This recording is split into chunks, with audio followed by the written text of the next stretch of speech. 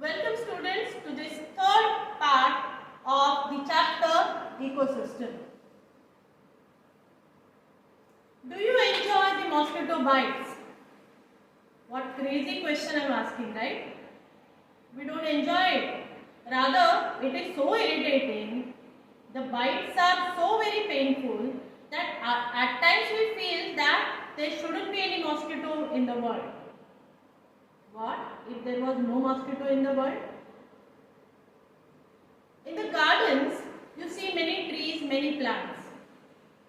If at all you visit the garden in the morning, you will see a number of the leaves falling around, the sticks falling around. A sweeper must be having the same thought in the mind that what if there were no branches and the leaves on these trees? It makes the area so dirty. What if these things did not exist? Did we ever would have survived? No. Did the ecosystem would have ever existed? No. These factors, absent or present or excessively present, may cause the diminishment of the ecosystem. Our today's video is all about the diminishment of the ecosystem due to human interference. So let us see how does our existence and our actions leads to the diminishment of the ecosystem. There are various human activities which has an adverse effect on the ecosystem, like the increased population, overfishing, hunting and poaching of the animals, construction of the large dams, bridges, etc., pollution, urbanization. These are some of the factors, to name a few, which very adversely, very badly have affected the ecosystem. These factors have completely either have changed the ecosystem from one to another, or it has led to the absolute extinction of certain species. Like for instance, Dudhwa forest, 150 years back, these were known for the single-horned rhinos. But very excessive hunting and poaching lead to making them to fall under the extinct variety, extinct species of the rhinos. This is what we have done to the ecosystem. Let us discuss few of these factors.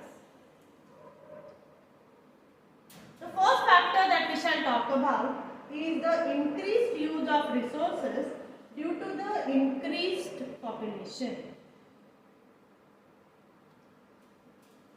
Human beings are totally dependent upon the other resources as a raw material for food and all other activities. We are a part of many food chains and many food waves. With the increase in the population, the demand for the resources has also increased. We have started extracting more and more resources from the ecosystem, and that has disturbed the ecosystem. This is one aspect of it. The other aspect is the changed lifestyle. Our changing lifestyle or changed lifestyle is such that we don't need the things, rather we take the things more than what is needed. So need concept is getting outdated. Okay, so we generally possess things, we generally uses things more than needed. So thus this changing lifestyle has put an even extra stress over the resources. And that has led to one big problem, that is the problem of the garbage, the waste. The waste in the form of solid, liquid is discarded in various abiotic factors like air, water, land. These solid wastes are are dumped in the water, harming the ecosystem of the water. They are used as the landfills, thus harming the ecosystem of the soil in that area. They are burned to release the very harmful gases in the air, harming the ecosystem there. So that is how this increased demand, because of the increased population, had put the stress on the ecosystem, either altered it or completely changed it. Coming to the next factor, urbanization. From rural, we are getting into the urban civilization. We are more into the urbanization. What does urbanization stand for? Any modification which are for the benefit and which are for the progress. Like construction of the buildings, huge multi-story buildings, bridges, various places of our recreation, entertainment and worship. All these leads to, or all these are the one that leads to urbanization, or all that what we call as urbanization. For this, land is needed. And where is that land from? This is of course the land which was the house of many organisms. That means this was an ecosystem. What got hampered in order to convert this ruralization into urbanization was conversion of the agricultural land, marshlands, wetlands, forests and the grasslands brought under construction. So you see, we enjoy in various places. We go on picnics in various resorts and various hotels and the motels.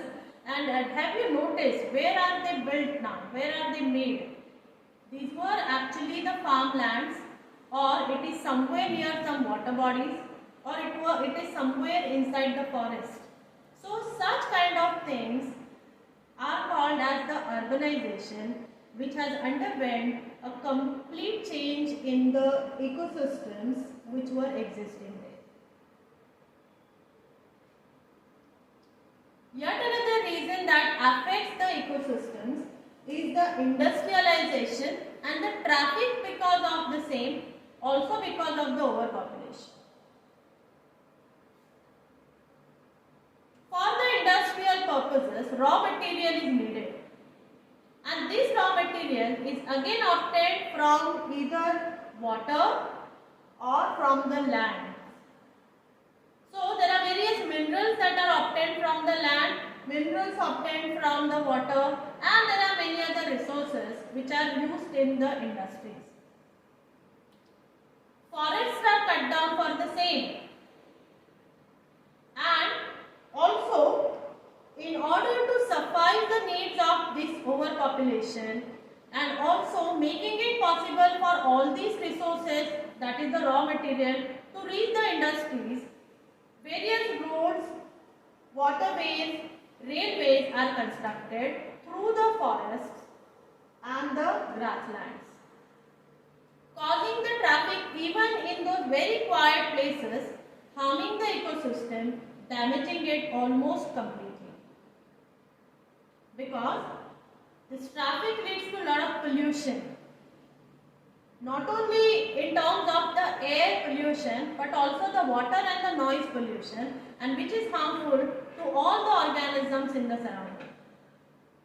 So thus, industrialization and traffic, increasing traffic, has played its role in damaging the environment, damaging the ecosystems further. Tourism. People go out for various reasons. People go and visit places for various reasons. Like for example, some nature visits, or tourism, which is to some sacred places, or we go to some recreational places for entertainment purpose.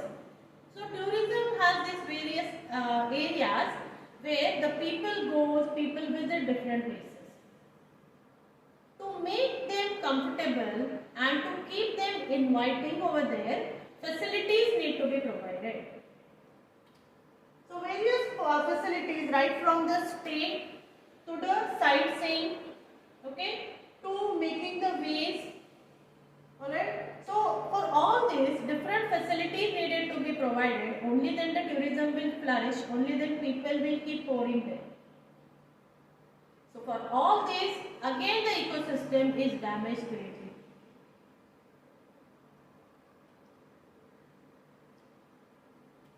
Construction of the large dams is also one of the reasons for harming ecosystem.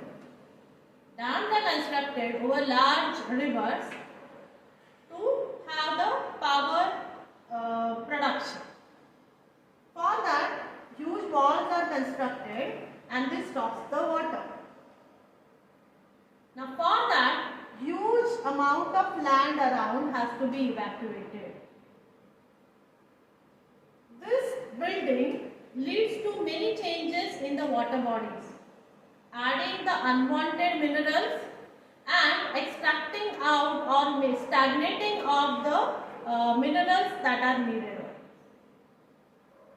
This also plays its very vital role in stopping the reproduction of certain organisms and limiting out their numbers. There are some migratory fishes which might go from one area to another during especially the reproductive period of their life. But then when the dams are constructed, they are unable to reach there. They need certain climatic condition for it. The dams constructed doesn't allow them to cross that river or doesn't allow them to reach that place, and thus reducing their number greatly. Apart from that, the construction of the dams widens the area, converting the land ecosystem into a water ecosystem. Isn't it a major change?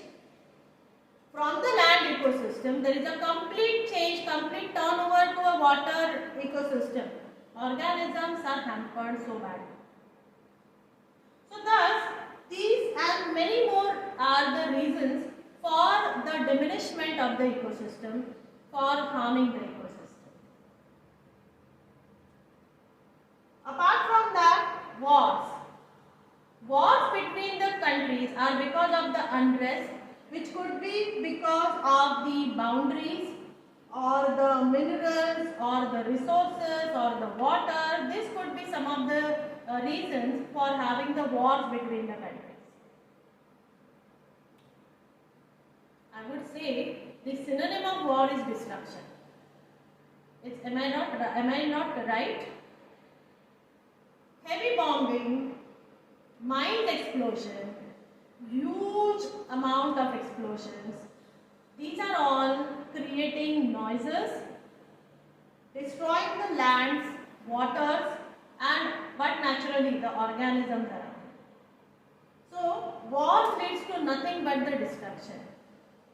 We need to learn from our mistakes. And thus it becomes our duty to save our ecosystem. Minimize whatever we can.